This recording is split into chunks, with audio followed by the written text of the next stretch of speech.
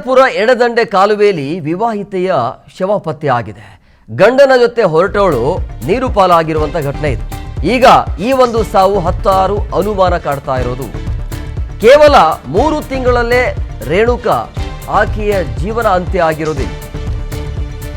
19 ವರ್ಷ ಈಕೆಗೆ ಸುರಪುರ ತಾಲೂಕಿನ ಕೆಂಬಾವಿ ಬಳಿಯ ಕಾಲುವೆಯಲ್ಲಿ ಆಗಿರುವಂತ ಘಟನೆ ಇದು.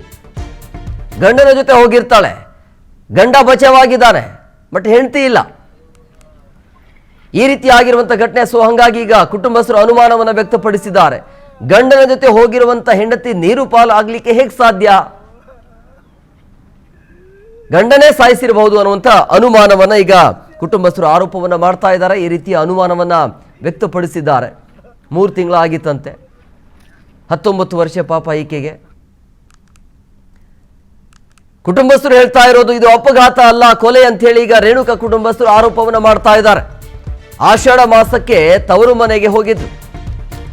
ಮಂಜಲಾಪುರಕ್ಕೆ ತೆರಳಿರುವಂತ ರೇಣುಕಾ ಪತಿ ಕರೆಯಪ್ಪನೊಂದಿಗೆ ಬೈಕ್ನಲ್ಲಿ ವಾಪಸ್ ಬರುವಂತ ಸಂದರ್ಭದಲ್ಲಿ ರೇಣುಕಾ ಸಾವಾಗಿದೆ. ಬೈಕ್ ಕಾಲುವೆಗೆ ಉರುಳಿ ಸಾವಾಗಿದೆ ಅಂತ ಗಂಡ ಹೇಳ್ತಾ ಇರೋದು. ರೇಣುಕನ ಸಾವಾಗಿದೆ ಅನ್ನುವಂಥ ಆರೋಪ ಗಂಡಂದು. ಸೊ ಕಾಲುವೆಯಲ್ಲಿ ಸುರಕ್ಷಿತವಾಗಿ ಈಜಿ ಈತ ದಡ ಸೇರಿರ್ತಾನೆ. ಗಂಡನ ಹೆಸರು ಕರಿಯಪ್ಪ ಅಂತ. ನೀರಿನ ರಭಸಕ್ಕೆ ಹೆಂಡತಿ ಅಂದರೆ ಕರಿಯಪ್ಪ ಪತ್ನಿ ಕೊಚ್ಚಿ ಹೋಗಿದ್ದಾರೆ ಅಂಥೇಳಿ ಈತ ಬಂದು ನಾಟಕ ಆಡಿದ್ದಾನೆ ಅಂಥೇಳಿ ಕುಟುಂಬಸ್ಥರು ಈ ರೀತಿಯಾಗಿ ಆರೋಪವನ್ನು ಮಾಡಿರೋದು. ಈತ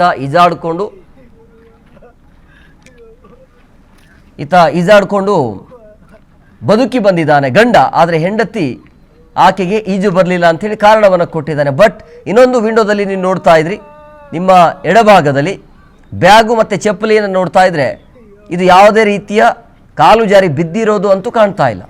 ನೀಟಾಗಿ ಇಟ್ಟಿದ್ದಾರೆ. ಬ್ಯಾಗ್ ನೀಟಾಗಿದೆ, ಚಪ್ಪಲಿಯು ಕೂಡ ನೀಟಾಗಿದೆ.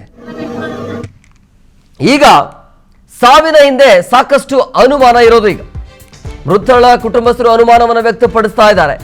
ಬೈಕ್ ಹೇಗೆ ಕಾಲುವೆಗೆ ಬಿತ್ತು ಅನ್ನೋದೀಗ ಕುಟುಂಬಸ್ಥರಿಗೆ ಅನುಮಾನ ಇರೋದು. ಕಾಲುವೆ ಬಳಿ ಮೃತ ಯುವತಿಯ ಚಪ್ಪಲಿ ಮತ್ತೆ ಬ್ಯಾಗ್ ಪತ್ತೆಯಾಗಿದೆ.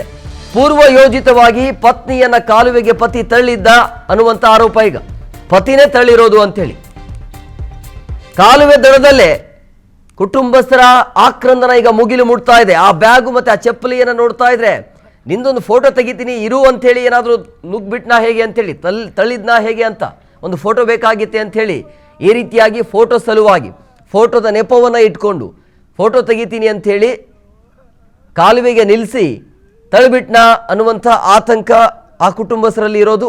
ಗಂಡನ ಮೇಲೆ ಈ ರೀತಿ ಆರೋಪ ಕೇಳಿ ಬರ್ತಾ ಇದೆ ಈಗ.